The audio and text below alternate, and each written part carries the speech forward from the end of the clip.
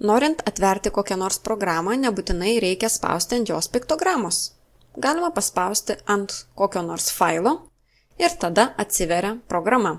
Pavyzdžiui, šiuo atveju paveikslėlių peržiūros programa. Pabandykime atsidaryti dar vieną paveikslėlį ir dar vieną. Ir štai čia šalia tos piktogramos atsirado 3 brūkšneliai. Tai reiškia, kad dabar yra atverti 3 paveikslėliai. Jeigu vieną iš paveikslėlių uždarysiu, rodo, kad yra dabar atverti 2 paveikslėliai. Jeigu aš dar vieną uždarysiu, rodo, kad jau atvertas tik tai vienas. Pabandau aš dabar atsidaryti visus 4.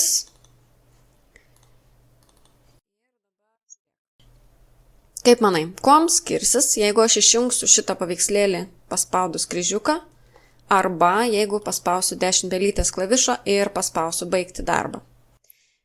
Kryžiuko paspaudimas užveria tik vieną vienintelį langą, o jeigu aš paspaudžiu baigti darbą, man užsivers visi 4. Spaudžiu baigti darbą ir štai ne vieno paveikslėlio nebėra atverto. Dabar pabandykime atsiverti dar kartą keletą. Dabar noriu juos matyti abudu. Aš galiu paspausti ant šitos piktogramos ir štai man rodo, kiek dabar paveikslėlių ir kokie jie yra atverti. Jeigu aš noriu, kad vienas iš jų būtų priekyje, tai išsirenku, paspaudžiu ir štai šis langas atėjo į priekį. Tas langas, kuris yra priekyje, yra tas langas, su kuriuo aš dabar dirbu. Kitaip tariant, jis yra aktyvusis. Jis uždengia visus likusius langus. Ir taip pat jo pavadinimas yra ryškesnis negu kito lango pavadinimas. Ir štai šio lango pavadinimas irgi yra pilkas. Taigi aktyvusis langas visada priekyje ir jis visada yra ryškesnis. Pavyzdžiui, aš turiu štai piešinį grafikos rengyklėje, tačiau aš noriu dar vieno tuščio lapo. Kaip man jį atsidaryti? Tam yra mygtukas naujas, paspaudžiu ir štai atsirado man tuščias lapas.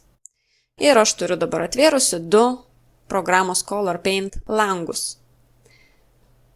Kaip man dabar grįžti prie to lango, kurį aš ką tik mačiau, kur buvo nupiešta gėlytė? Tai yra 2 būdai, vieną iš jų jau rodžiau, paspausti ant piktogramos ir tada parodys man abudu langus, kurį noriu, tą ir išsirenku ir ant jo paspaudžiu. O kitas būdas yra nuvesti pelytę ant piktogramos ir pavažiuoti su pelytės ratuku. Arba į vieną pusę, tai yra aukštyn, arba į kitą pusę, tai yra žemyn. Ir taip galima šokinėti tarp kelių programos langų.